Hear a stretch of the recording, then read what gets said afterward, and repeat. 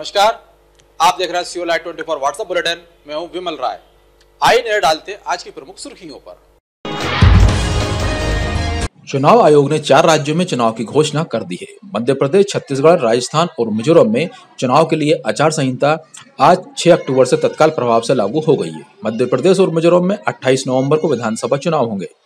तेलंगाना में 7 दिसंबर को चुनाव होंगे। सभी राज्यों में 11 दिसंबर को मतगणना होगी।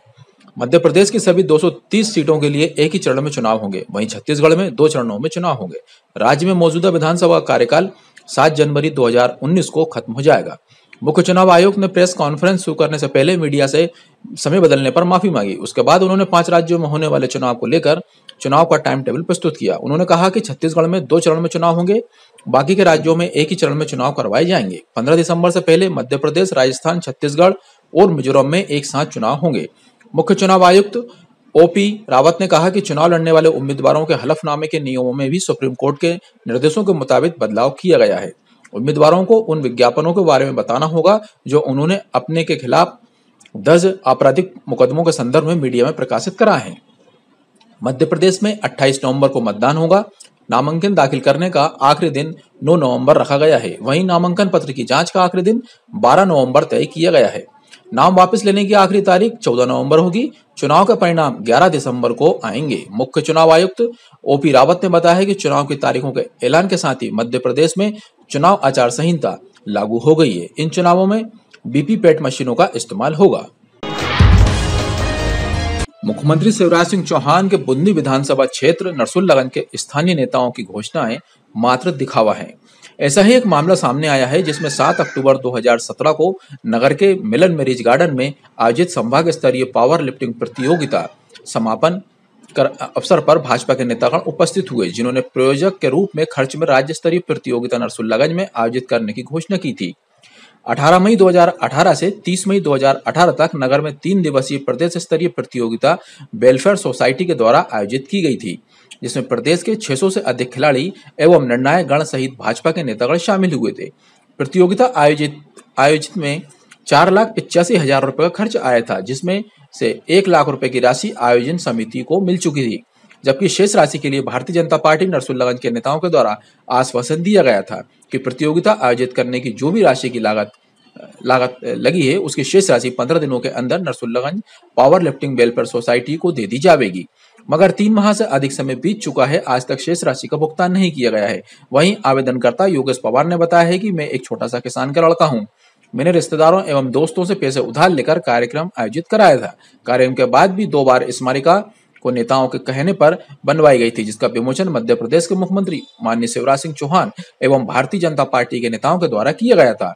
वहीं योगेश पवार ने पत्रकारों को बताया है कि मेरे द्वारा 18 बार खेल मंत्रालय, मुख्यमंत्री निवास, जनसंपर्क कार्यालय, माध्यम कार्यालय, खेल एवं युवा कल्याण कार्यालय सहित सीहोर जिला कलेक्टर जा चुका हूं, मगर आज तक राशि प्राप्त नहीं हुई है। मेरा नाम योगेश पवार है।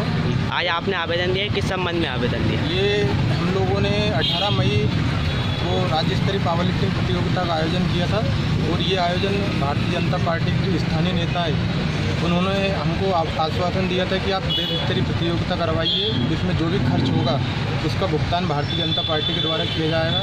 लेकिन विगत 5 माह से मैं परेशान हूँ और वल्लभ भवन से लेकर सीएम हाउस, कलेक्टर साहब सभी दूर में चक्कर लगा चुका हूँ, लेकिन अभी तक मेरे को किसी भी प्रकार का भुगतान नहीं किया। आप अचानक हड़ताल पर बैठे होंगे। अभी मेरी राष्ट्रीय स्तरीय प्रतियोगिता थी लखनऊ में और मेरी आर्थिक स्थिति के कारण मैं उस प्रतियोगिता पर ध्यान नहीं दे पाया, जिसके कारण मुझे वहाँ पर हार मिली।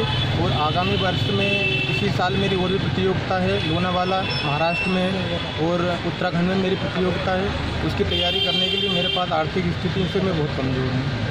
स्थानीय नेताओं से बात करने के बाद क्या निष्कर्ष निकला? स्थानीय नेताओं से बात की मैंने, एक दो दिन में मेरे को 5 महीने हो चुके हैं और कुछ लोगों ने तो मुझे पैसे देने का भी बोल दिया था कि आप इस अधिकारी से आपको पैसा दे दो, फिर आपको पैसा मिल जाएगा।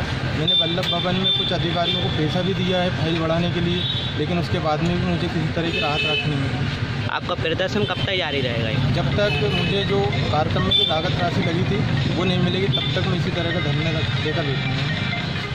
नरसुलगंज से सीओ लाइव 24 के लिए रमाकांत मंसूरिया के साथ वसीम खान की रिपोर्ट। सीहोर सड़कों पर हादसों का कारण बनते गोवंश और तेज रफ्तार वाहन चालकों को दुर्घटना से बचाने के लिए शिवसेना युवा सेना जिले भर में जल्दी जागरूकता अभियान शुरू करेगा। युवा सेना कार्यकर्ताओं ने आज जिला उपाध्यक्ष सुनील राय के नेतृत्व में एसडीएम कार्यालय पहुंचकर प्रशासन से गौशाला निर्माण की मांग की है। युवा सेना उपाध्यक्ष श्री राय ने बताया कि प्रशासन को पहले भी हाईवे सहित शहर की तमाम सड़कों पर गोवंश को आवारा छोड़ने वाले पशुपालकों पर सख्त कार्रवाई करने की मांग की गई थी, लेकिन प्रशासन ने इस तरफ ध्यान नहीं दिया। शहर में आए दिन सड़कों पर बैठे खड़ी रहने वाले पशुओं के कारण हादसे हो रहे हैं। हादसों में गोवंश के साथ वाहन चालक सहित अन्य लोग भी घायल हो रहे हैं। प्रशासन ने शिकायती पत्र देकर युवा सेना के आकाश रावत, प्रदीप नागर, परमानंद कुशवाहा, अनिमेश गोस्वामी, अखिलेश आदि कार्यकर्ताओं ने गोवंश सुरक्षा की मांग की है। फिर भी हम कोशिश कर रहे हैं कि नई गौशाला का हो जाए तो निर्माण हम पर कहना, लेकिन कुछ ये पॉलिसी मैटर होता है। आपने कह दिया, हमारा वही आपसे निवेदन है कि आए दिन शहर में हादसे हो रहे हैं, जिससे गौ माता भी पीड़ित हादसे में पड़ी रहती है और नागरिकों को भी समस्या का कारण बनना पड़ रहा है। नागरिक की समस्या है। इससे आप लोग रात में गाय दिखती नहीं, उनसे एक्सीडेंट होते रोड पे बैठे। आप लोग जन जागरूकता अभियान क्यों नहीं चला रहे हो कि भैया कि लोग ना छोड़ें? सर पहल तो शुरू आपसे होगी ना। नहीं, पहल हम तो कर रहे हैं, हम तो प्रशासनिक काम सारे कर रहे हैं। तो वही सर, आपका सपोर्ट रहेगा तो हम जागरूकता अभियान चलाएंगे। बिल्कुल 100% सपोर्ट है, दिल से सपोर्ट है, ऐसा नहीं है। हमारा सपोर्ट के लिए अच्छा काम है भाई। आप गलत काम के लिए थोड़ी बोल रहे हो, अच्छे काम के लिए। नरसुल्लागंज में चाय की दुकान के दरवाजे की चादर टेढ़ी कर दुकान में घुसकर चोरों ने दिया चोरी को अंजाम। पुलिस ने आरोपी को किया गिरफ्तार, न्यायालय में पेश किया, जहां से उसे जेल भेज दिया गया। पुलिस से मिली जानकारी के अनुसार फरियादी अभिषेक मालवीय 24 वर्ष पिता प्रेमनारायण मालवीय द्वारा थाना आकर शिकायत दर्ज कराई कि मेरी चाय की दुकान है। मैं रात को 12 बजे दुकान बंद करके अपने घर गया था। सुबह 8 बजे जब दुकान जाकर देखा तो दरवाजा खुला था। जब दुकान में अंदर जाकर देखा तो दुकान के पीछे का दरवाजा खुला हुआ था। दरवाजे को कोई अज्ञात चोर के द्वारा दरवाजे की चादर टेढ़ी कर दुकान में घुसकर दुकान में रखा सामान एवं नकदी 1500 रुपए चोरी कर ले गया, जिसकी अभिषेक मालवीय के द्वारा थाना आकर शिकायत दर्ज कराई गई थी।